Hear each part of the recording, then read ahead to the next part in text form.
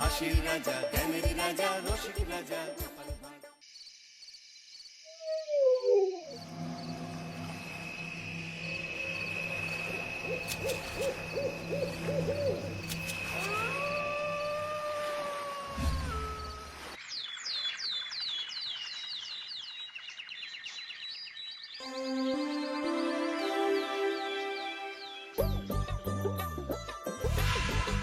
দূর দূর, হঠাৎ করে কেন যে এত চুল ঝরছে বুঝতেই পারছি না।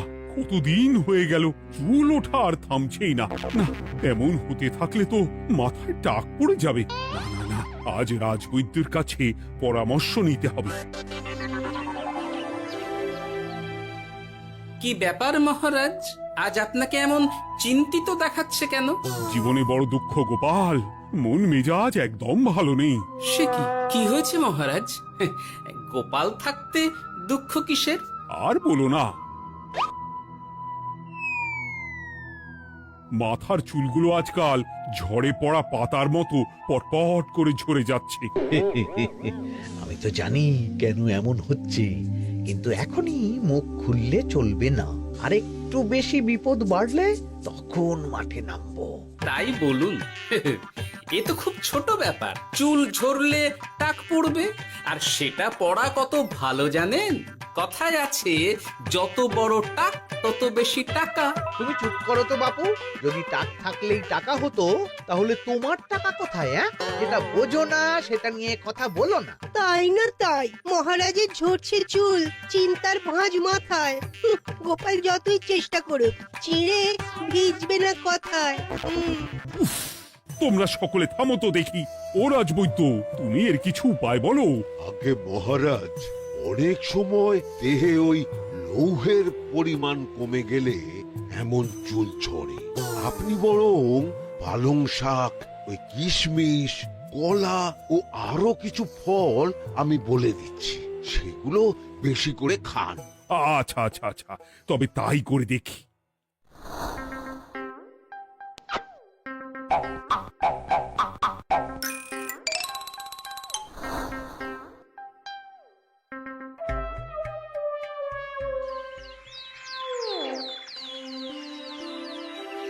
ও রাজবৈদ্য, তোমার কথা মতো শাক পাতা ফলমূল সবই তো খেলাম, চুল ঝরা বন্ধ তো হলোই না। তো জানতামই এমন হবে। কিন্তু মহারাজ, এমনটা তো হওয়ার কথা নয়। কিন্তু হচ্ছে তো। আরে আমার সাধের চুল, কোথায় চলে গেলি সব? এর জন্য তুমি দায়ী। তুমি এর জন্য শাস্তি পাবে বৈদ্য। আমাকে আমাকে ক্ষমা করে দিন মহারাজ, এমনটা হবে এ তো আমি ভাবতেই পারিনি। কিছু মনে করবেন না মহারাজ, ছোট মুখে বড় কথা বলছি, কিন্তু সত্যি এখানে রাজবৈদ্যর কোনো দোষ নেই। ওকে শাস্তি দেওয়াটা ঠিক হবে না মহারাজ।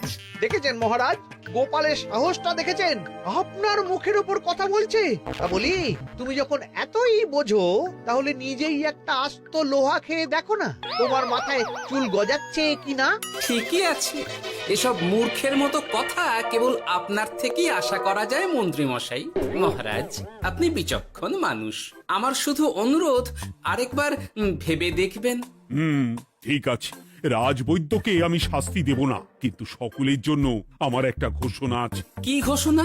আমার এই কঠিন সমস্যা যে দূর করে দিতে পারবে, তাকে আমি বিশেষ পুরস্কারে ভূষিত করব। এই তো পেয়েছি, এই সুযোগ কোনোভাবেই হাতছাড়া করা চলবে না। এবারের সমস্যাটা সত্যি বেশ কঠিন। কি করলে যে মহারাজের চুল পড়া বন্ধ হবে সেই উপায় মাথাতেই আসছে না। হঠাৎ করে কেন যে এমন হলো কে জানে।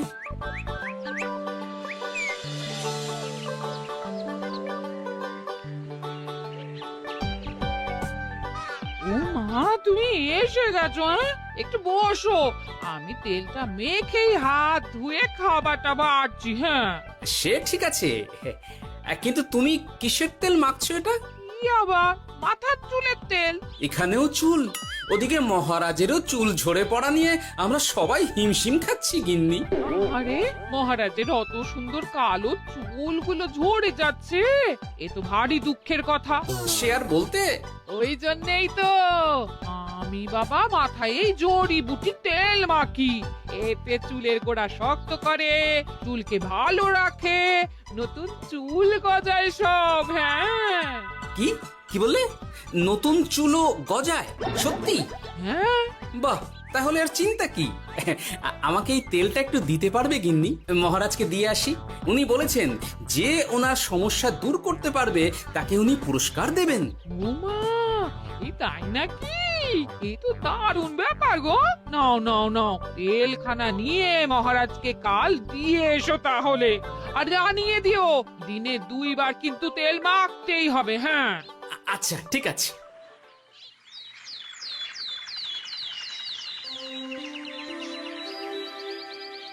কোনো উপায় খুঁজে পেলে তোমরা? আগে মহারাজ, আমি আপনার জন্য নকল চুল বানিয়ে এনেছি। যতদিন আপনার চুল পড়া বন্ধ না হচ্ছে ততদিন আপনি এটা পরে ব্যবহার করতে পারেন। সে তো বুঝলাম, কিন্তু নকল চুল তো আর আসল চুলে জায়গা নিতে পারবে না বিজ্ঞানী। আসল চুলের কথা ভেবে আমি আপনার জন্য কেশুত্তে পাতা এনেছি মহারাজ। আচ্ছা বেশ। তা গোপাল, খুব তো আগের দিন বকবক করছিলে, তুমি কি এনেছো শুনি? সেটা যথাসময়ে দেখতে পেয়ে যাবেন মন্ত্রী মশাই। এটা জড়িবুটি তেল মহারাজ, আমি এটা আপনার জন্য এনেছি। এতে নতুন চুল গজায় আর চুলের স্বাস্থ্যও ভালো হয়। আমার গিন্নিও ব্যবহার করে এটি, তবে দিনে 2 বার করে মাখতে হবে, তাহলেই ভালো ফল পাবেন মহারাজ। বাবা, তাহলে তুমি কেন মাখো না? আচ্ছা, আপনার সমস্যাটা ঠিক কোথায় বলুন তো মন্ত্রী মশাই? মহারাজের জন্য কিছু আনলেও কথা শোনান, না আনলেও কথা শোনান। সত্যি তো মন্ত্রী, কেন তুমি সব সময় গোপালের পিছনে পড়ে থাকো বলো তো? এরা তো তাও সবাই কিছু না কিছু আমার কথা চিন্তা করে এনেছে, তুমি তো সেটাও করনি। না, আসলে মহারাজ, আমিও ভাবছিলাম আপনার কথা, কিন্তু থাক, বুঝেছি। আহ, দারুণ। তেলের গন্ধটাও খুব সুন্দর। গোপাল, তোমায় অনেক ধন্যবাদ। আশা করছি ব্যবহার করলে খুব ভালো ফল দেবে। একদম দেবেই মহারাজ। দূর বাবা, ভেবেছিলাম এক হলো আর এক।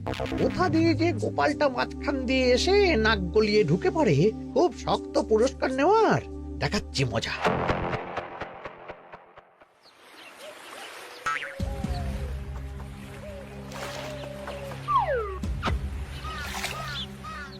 এবারে গোপালের তেল দিয়েই সব কিছু তোলপাড় করব।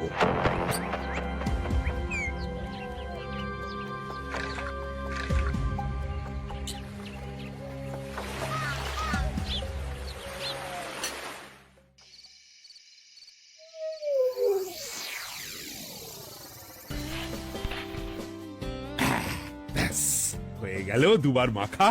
গোপাল বলেছিল এতেই ভালো ফল পাবো, কিন্তু এখন মাখার পর মাথাটা কেমন জ্বালা জ্বালা করছে মনে হচ্ছে। হয়তো নতুন চুল গজাবে বলে এমন হচ্ছে, কাল সকালে বোঝা যাবে। এতক্ষণে বোধ হয় ছোট ছোট চুল গজিয়েই গেছে। কি এটা চুল গজানোর তেল ছিল নাকি পড়ে যাওয়ার? হে ভগবান, যেটুকু বাকি ছিল সেটাও ঝরে পড়ে টাক পড়েই গেল। হ্যাঁ, গোপালই হলো যত নষ্টের গোড়া। আজ আসুক সভায়।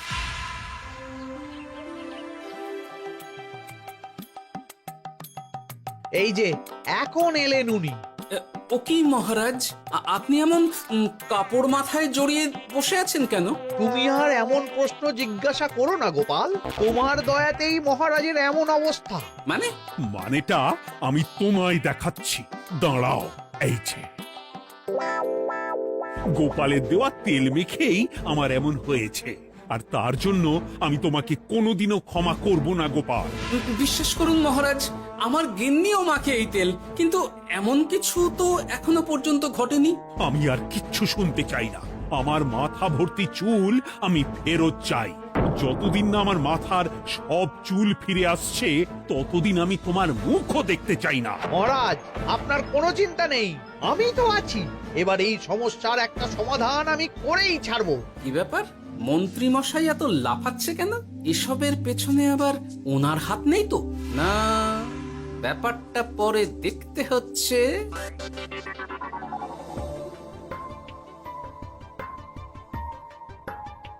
আমি বলি কি মহারাজ, এই সময়টা বরং আপনি নকল চুলটা মানে মানে পর চুলা ব্যবহার করুন। হ্যাঁ, অগত্যা, কিছু তো একটা গন্ডগোল আছেই। গিন্নিও তো রোজ মাথায় তেল মাখে, কই এমন তো হয় না। মন্ত্রী যদি কিছু করেও থাকে তাহলেও হাতে নাতে ধরবো কিভাবে? ও কি গো গোপাল দাদু, এখন এই সময় তুমি রাজসভা ছেড়ে এখানে? তোদের দাদু আর রাজসভায় যাবে না রে? কি বলছো গো? কেন? আর কেন, বিনা দোষে এমন শাস্তি।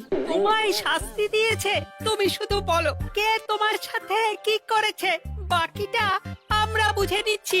আচ্ছা, আর বলছি, কৃষ্ণনগরের মন্ত্রী মশাইয়ের বাড়িটা কোন দিকে একটু বলতে পারবেন? কৃষ্ণনগরে নতুন নাকি? আগে তো আপনাকে কখনো দেখেছি বলে মনে পড়ছে না। হ্যাঁ, আমি এখানে থাকি না, আমি এখানে আমার কাজে এসেছি, তাই মন্ত্রী মশাইয়ের বাড়ির ঠিকানাটা যদি একটু বলে দেন। নিশ্চয়ই, এ পথ দিয়ে সোজা চলে যান, তারপর কিছুটা ডান দিকে গেলেই পেয়ে যাবেন। আচ্ছা, অনেক ধন্যবাদ। ভিন গাঁয়ের লোক মন্ত্রী মশাইয়ের বাড়িতে? ব্যাপারটা বেশ সন্দেহজনক লাগছে। এই এই গুলটে ন্যাপলা, তোরা তোরা দুজন একটু আড়াল থেকে দেখতো লোকটা মন্ত্রী মশাইয়ের বাড়িতে ঠিক কি জন্য এসেছে, তারপর আমায় খবর দিস। ঠিক আছে গোপাল দাদু। তোমার আবার এখানে আসার কি দরকার ছিল? আমি তো বলেছি যে আমি ঠিক গিয়ে তোমার পাওনা গন্ডা মিটিয়ে দেবো। মিটিয়ে দেবে? কতদিন হয়ে গেছে জানেন?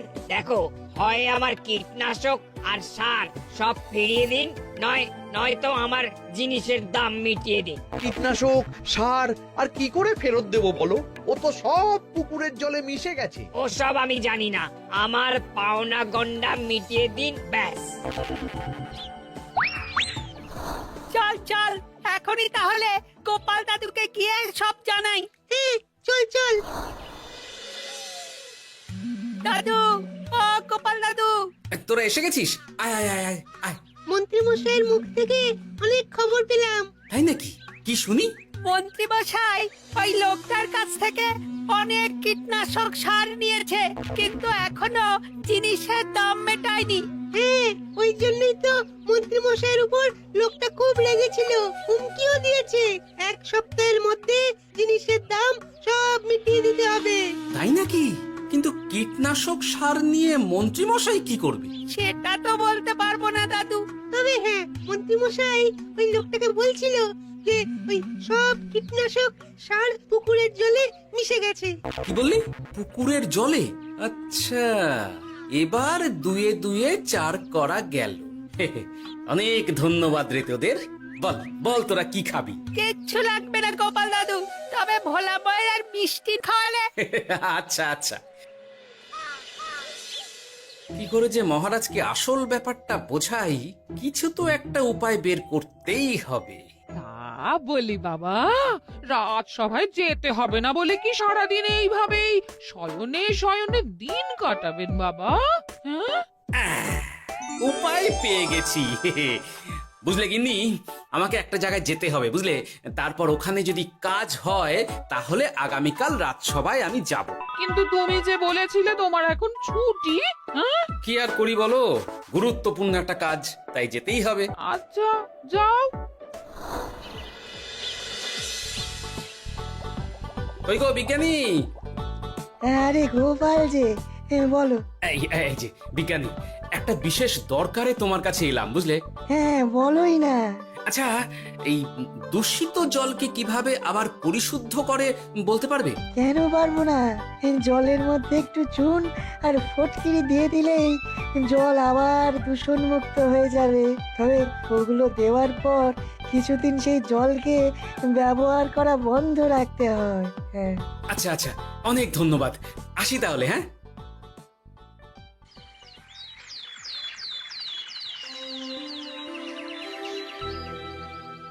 ছায়া পড়েছে, ছায়া পড়েছে। আমি বেশ বুঝতে পারছি তার ছায়া পড়েছে এখানে। কার ছায়া পড়েছে? আজকাল তোর মাথা থেকে অনেক চুল ঝরে পড়ছে, তাই না? আগে হ্যাঁ সাধু বাবা, আপনি একদম ঠিক কথা বলেছেন। ও বাবা, এই আবার কোথা থেকে উদয় হলো? আরে আমি একা গিয়ে সেই স্নানের পুকুর পরিদর্শন করতে চাই। যথা আজ্ঞা বাবা।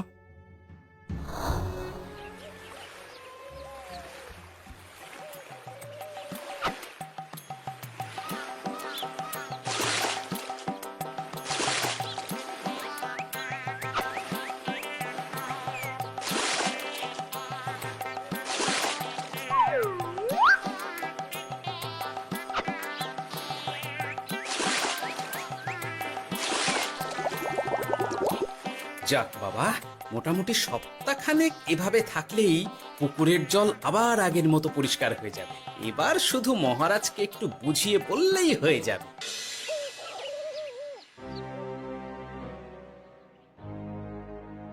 কি বুঝলেন সাধু বাবা? আমার অনুমানটাই ঠিক ছিল। পুকুরের জলে কালো ছায়া পড়েছে, কুদৃষ্টি পড়েছে, তাই এমন হচ্ছে। সে কি? কি কালো ছায়া? যত সব বাজে কথা। জল দূষণ করলাম আমি, আর দোষ পড়ছে কালো ছায়ার উপর। তাহলে এখন কি হবে? চিন্তার কোনো কারণ নেই। আমি মন্ত্রপুত ভস্য ছড়িয়ে দিয়েছি। 1 সপ্তাহ ওই পুকুরের জল স্পর্শ তো দূর, পুকুরের কাছেও যাওয়া নিষেধ। তাহলে এখন মোহরের কি হবে? যথা আজ্ঞা সাধু বাবা। ও কি, তাহলে মহারাজ এতদিন স্নান করবেন কোথায়? সে কথা কাউকে চিন্তা করতে হবে না। মহারাজের ওপরে কালো ছায়া পড়া জল পড়েছে, তাই আগে সেটা শোধন করতে হবে। আমাকে তাহলে কি করতে হবে সাধু বাবা? আমার শিষ্য গোপাল আমাকে আগেই এই বিষয়ে জানিয়েছিল। আমি তার হাত দিয়েই তোর স্নানের জল পাঠিয়ে দেব। তাই আগামী 1 সপ্তাহ সেই জল দিয়েই তোকে স্নান করতে হবে। কি গোপাল? দেখছো তো মন্ত্রী, গোপাল আমাকে কত ভালোবাসে। আমি ওকে কত কথা শোনালাম, কিন্তু না না না না, কাল থেকেই আমি আবার গোপালকে রাজসভায় ডেকে আনবো। আমি আসছি, আমার কাজ হয়ে গেছে। আর হ্যাঁ, তোর স্নানের পুকুরের চারিদিকে প্রহরীর বন্দোবস্ত কর। কাক পক্ষীও যেন ওখানে প্রবেশ করতে না পারে। আচ্ছা বাবা, আচ্ছা।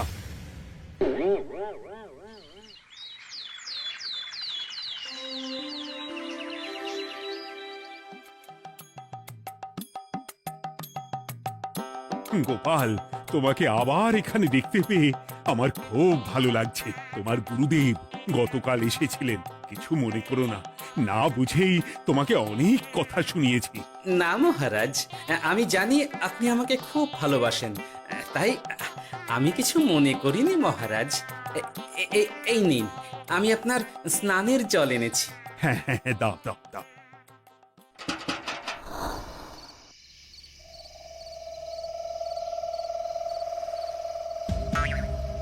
ও বাবা, পুকুরের কাছে যে গিয়ে দেখবো সে উপায় নেই।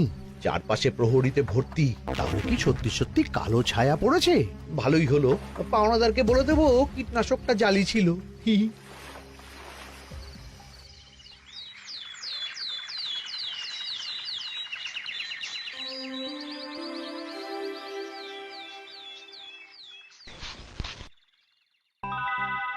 এই তো আমার সেই পুরনো কালো চুলগুলো আবার ফিরে এসেছে। আহা, কি যে আনন্দ হচ্ছে দেখে। আজ 1 সপ্তাহ সম্পূর্ণ হলো। গোপালের জন্য আমার স্নানের পুকুর থেকে কালো ছায়া দূর হয়েছে। আমাকে এই সমস্যা থেকে দূর করার জন্য আমি গোপালকে 100টি মোহর উপহার দিতে চাই। ধন্যবাদ মহারাজ।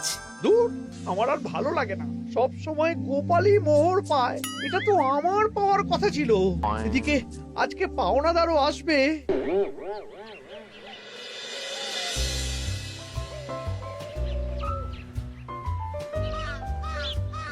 গোপাল দাদু, ওই লোকটা এসে গেছে।